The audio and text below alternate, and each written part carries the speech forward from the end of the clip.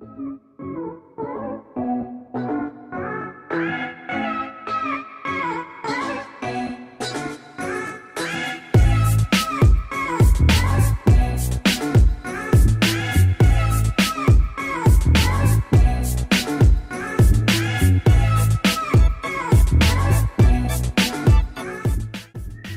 sini, kami akan menjelaskan tentang hukum agraria sejak tahun 1960 hingga reformasi.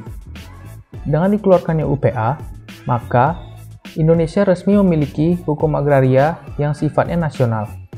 Adanya UPA ini bertujuan untuk menyebutkan tentang keburukan-keburukan dan kekurangan-kekurangan dalam hukum agraria yang berlaku sebelum UPA. Keburukan-keburukan itu antara lain dinyatakan bahwa hukum agraria kolonial itu mempunyai sifat dualisme dan tidak menjamin kepastian hukum. Bagi seluruh rakyat Indonesia, dengan kekurangan tersebut, maka hukum kolonial harus diganti dengan hukum agraria nasional yang dibuat oleh pembentuk Undang-Undang Nasional Indonesia. Dibuat dan disusun dalam bahasa Indonesia. Dengan dibentuknya UPA oleh Dewan Perwakilan Rakyat Gotong Royong atau DPR-GR, bersama Presiden yang disusun dalam bahasa Indonesia serta berlaku dalam wilayah Indonesia, maka UPA dalam hal ini mempunyai sifat nasional formil. Hukum agraria juga harus bersifat nasional, memiliki tujuan, asas-asas, dan isinya harus sesuai dengan kepentingan nasional.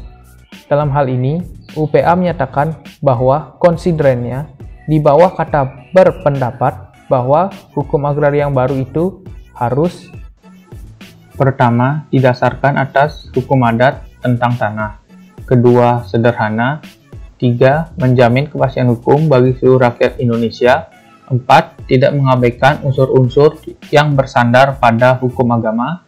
Lima, memberi kemungkinan supaya bumi, air, dan ruang angkasa dapat mencapai fungsinya dalam membangun masyarakat yang adil dan makmur. 6. Sesuai dengan kepentingan rakyat Indonesia. 7. Memenuhi pula keperluan rakyat Indonesia menurut permintaan zaman dalam segala soal agraria. 8. Mewujudkan penyemaan Pancasila sebagai atas kerohanian negara dan cita-cita bangsa seperti tercantum dalam pembukaan Undang-Undang Dasar 1945. 9. Merupakan pelaksanaan dari Dekret Presiden 5 Juli tahun 1959 dan Manifesto Politik. 10. Melaksanakan pula ketentuan pasal 33 Undang-Undang Dasar 1945.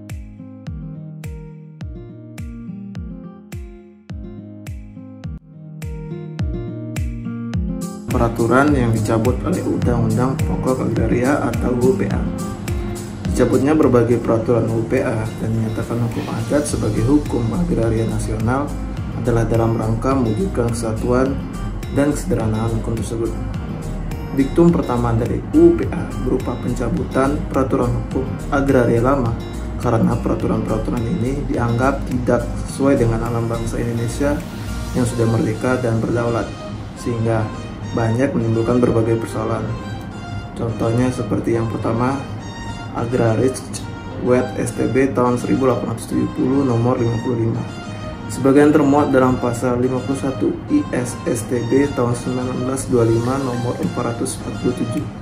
Peraturan ini merupakan basis hukum agraria di zaman kolonial yang telah banyak menimbulkan persoalan dalam hukum agraria di Indonesia sebelum UPA. Yang kedua, peraturan-peraturan tentang domain verklari, yaitu suatu sistem yang bertalian erat dengan kepentingan penjajah untuk menguasai tanah di Indonesia, yang dalam pelaksanaannya telah banyak menimbulkan ketidakpastian hukum dalam praktik. Yang ketiga, Koninklijke Besluit atau Keputusan Raja, tanggal 16 April tahun 1872, nomor 117 dan peraturan pelaksanaannya. Yang keempat, Buku 2 Kitab Undang-Undang Hukum Perdata Indonesia sepanjang mengenai bumi, air, serta kekayaan alam yang terkandung di dalamnya, kecuali ketentuan-ketentuan mengenai hipotek yang masih berlaku pada mulanya berlakunya UPA. Dengan dicabutnya undang-undang dan peraturan-peraturan hukum agraria kolonial, tercapailah kesatuan hukum agraria yang berlaku di Indonesia yang sesuai dengan kepribadian dan peraturan bangsa. Setelah berlakunya UPA, tidak dikenal lagi istilah tentang hak-hak atas tanah menurut hukum barat seperti hak eigendom, hak erfpacht, hak postal, dan sebagainya. Dan yang dikenal sekarang adalah istilah mengenai hak-hak tanah yang terdapat dalam UPA, yaitu hak milik, hak guna bangunan, hak pakai, hak sewa, dan sebagainya.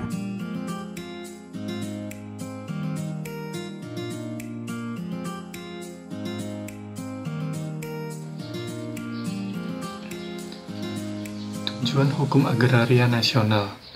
Tujuan hukum agraria nasional sebagaimana termuat dalam penjelasan umum UPA adalah 1. Meletakkan dasar-dasar bagi penyusunan hukum agraria nasional yang merupakan alat untuk membawa kemakmuran dan keadilan bagi rakyat dan negara.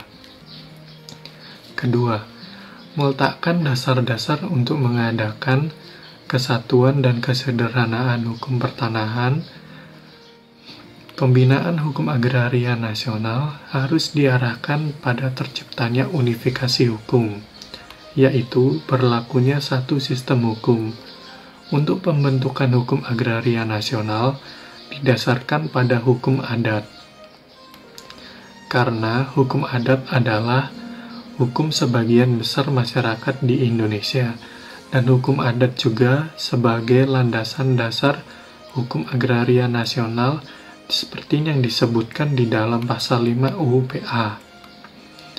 Ketiga, meletakkan dasar-dasar untuk memberikan kepastian hukum mengenai hak-hak atas tanah bagi seluruh rakyatnya.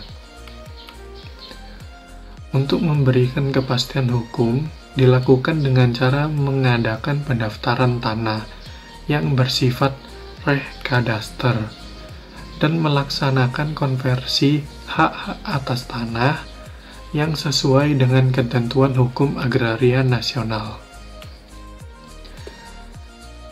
Mengenai pendaftaran tanah ini telah disebutkan pada pasal 19 UPA, sedangkan mengenai konversi telah diatur di dalam diktum kedua UA tentang ketentuan-ketentuan konversi.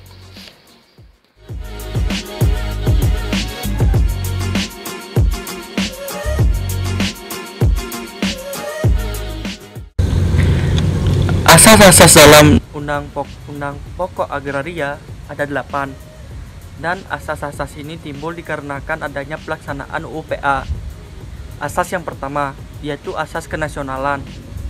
Asas kenasionalan adalah berdasarkan sifat wilayah negara Indonesia yang dimiliki oleh seluruh rakyat Indonesia yang bersatu sebagai bangsa Indonesia, dan seluruh bumi, air, dan ruang angkasa yang merupakan kekayaan nasional.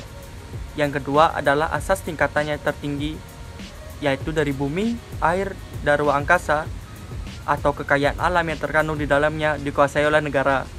Negara diberi hak untuk menguasai sumber daya agraria karena bumi, air, dan ruang angkasa termasuk kekayaan alam yang terkandung di dalamnya yang merupakan kekayaan nasional. Yang ketiga, adanya asas mengutamakan kepentingan dan negara yang mendasarkan atau persatuan bangsa dari kepentingan perseorangan atau golongan. Yang keempat, asas semua hak atas tanah mempunyai sifat sosial atau fungsi sosial. Asas ini menyatakan bahwa semua pengguna tanah tidak boleh bertentangan dengan hak orang lain dan kepentingan umum yang dapat menimbulkan kerugian bagi masyarakat. Asas yang kelima yaitu asas hanya WNI baik asli maupun keturunan berhak memiliki hak atas tanah dan dilarang untuk memberikan haknya kepada orang asing. Yang keenam, asas persamaan bagi setiap warga negara Indonesia untuk memperoleh suatu hak atas tanah serta mendapatkan manfaat hasilnya tanpa ada membeda-bedakan gender. Yang ketujuh, asas tanah pertanian harus diusahakan dan diwajibkan mengerjakan atau mengusahakan secara aktif dan mencegah cara-cara dapat memicu pemerasan. Yang terakhir yaitu yang ke-8, asas tata guna tanah atau penggunaan tanah secara berencana untuk mencapai tujuan atau cita-cita negara dalam bidang agraria. perlu adanya suatu rencana mengenai peruntukan, penggunaan, dan persediaan air, bumi, dan ruang angkasa berbagai kepentingan hidup rakyat dan negara.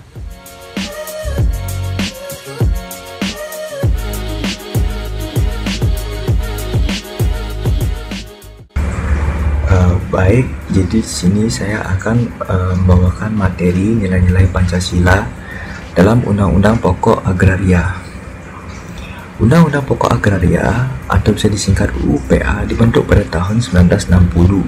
Pada waktu itu, pada Partai Komunis Indonesia (PKI) boleh dikatakan berkembang pesat dan mempunyai pengaruh yang cukup besar, baik dalam kehidupan masyarakat maupun dalam kehidupan kenegaraan Indonesia. Ada yang mengatakan bahwa UU-PA merupakan ciptaan yang berkonsepsi komunis. Pendapat tersebut yang mengatakan UU-PA adalah ciptaan dari PKI atau konsepsi komunis adalah tidak benar. Justru sebaliknya, UU-PA itu dibuat berdasarkan Pancasila UUD 1945. Dalam pembentukan UU-PA menggunakan Stephen teori tangga oleh Hans Kelsen. Adapun teorinya adalah bahwa tertib hukum atau legal order itu merupakan a system of norm yang berbentuk seperti tangga-tangga piramida.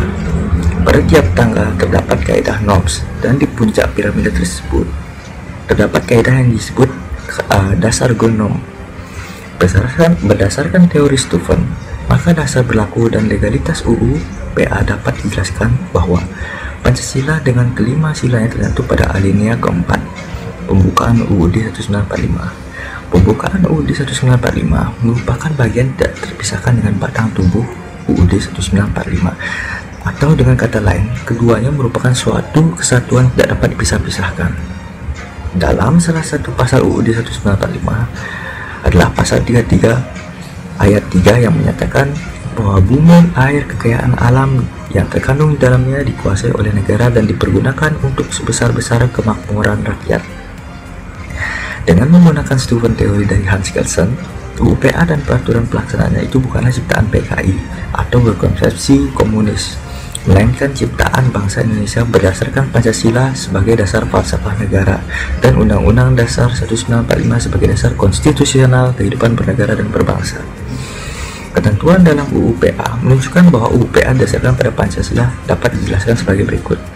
Yang pertama, dalam konsideran UU-PA di bawah perkataan berpendapat huruf C dinyatakan bahwa hukum agraria nasional itu harus mewujudkan penyelesaian daripada ketuhanan yang Maha Esa, peri kemanusiaan, kebangsaan, kerakyatan, dan keadilan sosial sebagai asas kerohanian negara dan cita-cita bangsa yang tercantum dalam pembukaan Undang-Undang Dasar. Yang kedua, penjelasan umum angka 1 UU-PA menyebutkan bahwa hukum agraria nasional harus mewujudkan penjelmaan daripada asas kerohanian negara dan kebangsaan, kerakyatan, dan keadilan sosial, serta khususnya yang harus merupakan pelaksanaan daripada ketentuan dalam pasal 33 UUD dan garis besar haluan negara GBHN tercantum dalam Manifesto Politik Republik Indonesia tanggal 17 Agustus 1959 dan ditegaskan dalam pidato Presiden 17 Agustus 1960. Baik, terima kasih. Sekian dari saya. Terima kasih.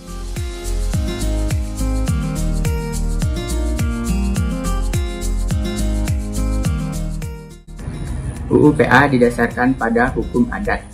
Hukum adat adalah hukum yang dianut sebagian besar warga negara Indonesia yang mempunyai kedudukan istimewa dalam politik hukum agraria nasional.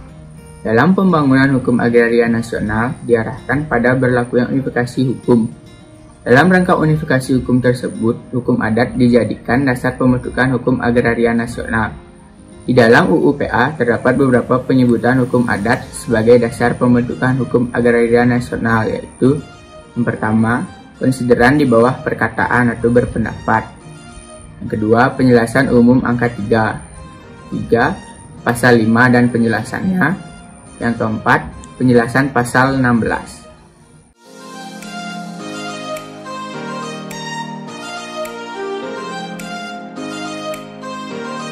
Politik hukum reform agraria. Pada masa Orde Baru, Indonesia dipimpin oleh Presiden Soeharto. Pemerintahan yang bersifat otoriter dan sentralistik ini lebih menitik beratkan pada pembangunan ekonomi yang bergantung pada hutang luar negeri, yang menyebabkan terjadinya krisis moneter yang berkepanjangan di Indonesia. Masalah ekonomi yang terjadi pada masa Orde Baru harus ditanggung juga oleh era reformasi, seperti harus membayar hutang pokok luar negeri dan bunga pinjaman.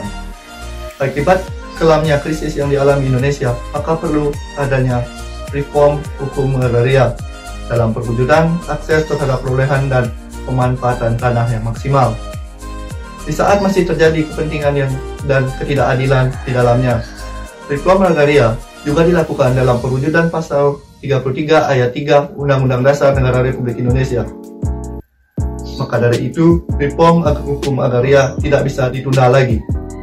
Selain itu, tujuan hukum reform agraria juga memiliki tujuan khusus, yakni tujuan politik yang memperhatikan sosial ekonomi dalam menetapkan orientasi reform hukum agraria yang dipilih.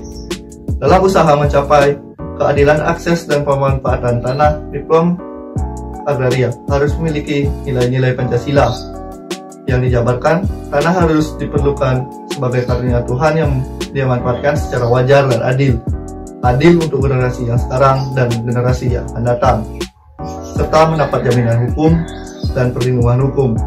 Reform agraria menurut Sumarjono pada tahun 2008 dilakukan dengan memperhatikan waktu yang tepat, didukung oleh undang-undang yang tepat, dan dana serta sumber daya manusia yang memiliki integritas, serta didukung oleh pemangku kepentingan dan masyarakat yang ikut berperan aktif. Oleh karena itu, reformasi agraria sangat diperlukan sekali, di mana pembangunan pertanahan yang bertujuan untuk memanfaatkan tanah secara terpadu antara berbagai sektor pembangunan serta mencapai peningkatan kualitas ruang. Oleh sebab itu, penataan kembali sebagai tuntutan akan pembangunan atas pemanfaatan sumber-sumber agraria tersebut sangatlah diperlukan dalam rangka untuk memenuhi kebutuhan akan hak-hak atas tanah. Dengan adanya ketentuan peraturan perundang-undangan yang sekarang ini berlaku, di mana mengatur tentang sumber-sumber agraria beserta ruang lingkupnya yang meliputi bumi, air, dan ruang angkasa, agar dapat dimanfaatkan untuk kepentingan kesejahteraan dan keadilan bagi masyarakat. Untuk memenuhi itu semua, ada harapan yang memberikan negara yang terus diharapkan oleh masyarakat terhadap peraturan tentang pemanfaatan atas tanah sebagai dimanfaatkan dalam ketetapan MPR nomor 9/MPR/2001 tentang pembaharuan agraria dan pengelolaan sumber daya alam.